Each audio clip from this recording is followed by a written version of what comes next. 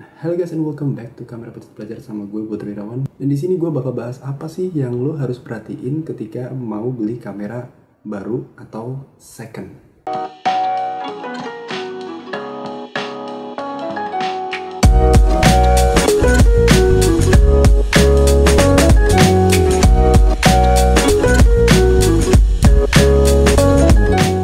Hal pertama yang harus diperhatiin adalah budget. Seberapa besar budget kalian? Apakah itu 2 juta, apakah itu 3 juta, apakah itu 4 juta? Tergantung sama kalian. Terserah dari sumber dana manapun, maka kalian akan menentukan. Yang kedua itu adalah tentang kebutuhan.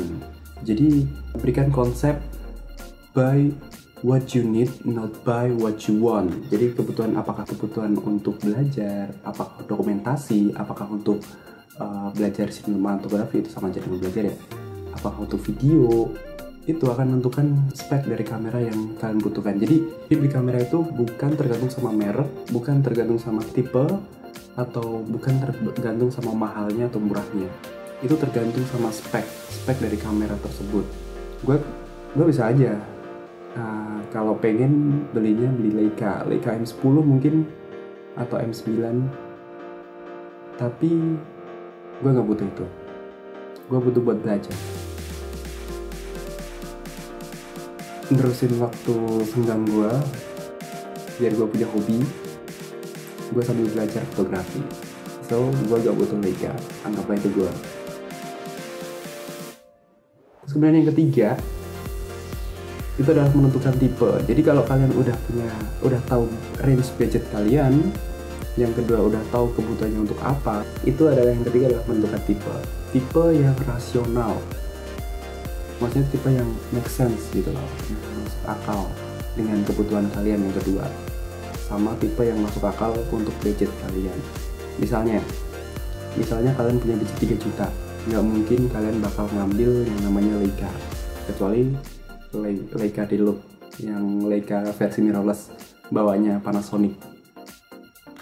Misalnya kalian punya budget 4 juta, nggak mungkin kalian bakal ngambil Fujifilm X100T mungkin, yang harga secondnya aja masih 12 juta, yang rasional.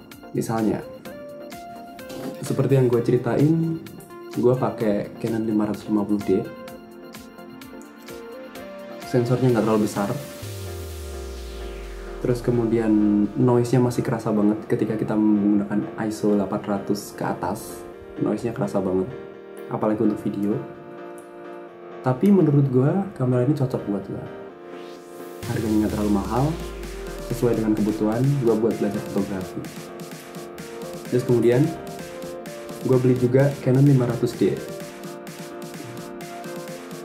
dengan spek yang hampir mirip dengan 550D, tapi dia hanya mendukung ISO hingga 3200. Kalau yang 550 ini sampai 6400. Tapi overall spek dari dua kamera ini hampir sama, karena dia kakak beradik. Jadi 500D duluan, baru yang 550D. Jadi ini juga sesuai dengan kebutuhan gue untuk belajar fotografi dan video.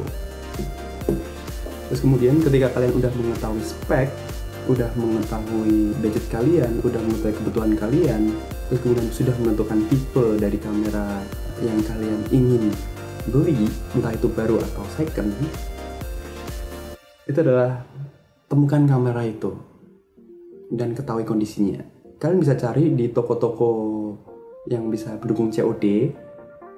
Maksudnya kalian datang ke tokonya, kalian cari kameranya, ada, kalian nego harga, masih masuk dengan budget, beli.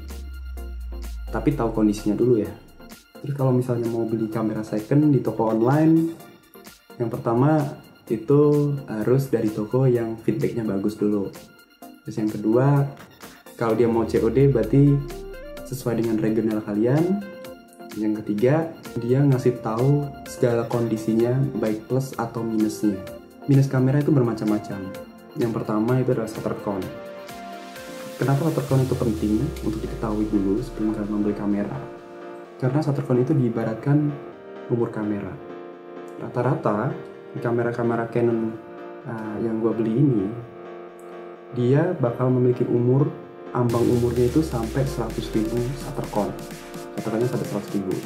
Ya, taruhlah segitulah. Tapi ada di channel Mas Indra, vlognya Mas Indra, yang dia bahas tentang tokonya yang menjual kamera, itu ada 550D yang Shuttercoinnya itu sampai 115.000 dan masih nyala. Jadi itu adalah asumsi umur kamera. Kamera 550D gua beli Shuttercoinnya waktu itu ada 15.000, sekitar 15.000. Yang 500D itu gua beli waktu itu Shuttercoinnya sekitar 26.000 Shuttercoin. Dan sekarang 550D gua sudah melampaui 500D ini. Jadi ini Shuttercoinnya sekitar 27.000, yang ini masih di kisaran 26.000. Kemudian ketahui minus yang lain.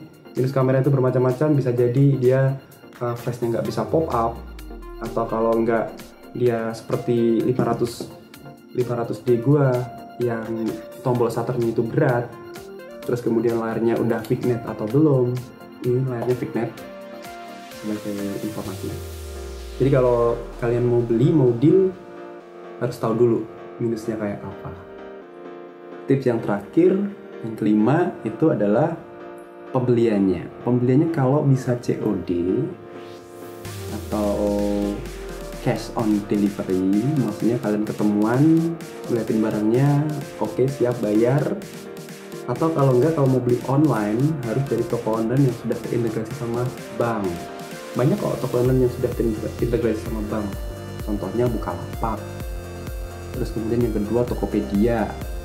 Itu sudah terintegrasi dengan bank. Transaksinya itu harus melalui toko online tersebut. Jadi jangan khawatir ketika barang kalian nggak kunjung sampai, duitnya bisa dibalikin. Kalau barang kalian yang kalian terima itu rusak atau tidak sesuai dengan kondisi yang dideskripsikan, itu bisa dikembalikan.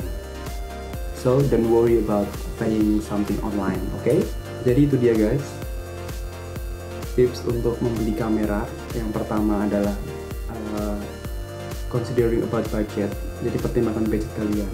Yang kedua adalah considering about what you need above what you want, pertimbangkan tentang kebutuhan di atas kemauan kalian. Yang ketiga adalah tentukan tipe sesuai dengan spek.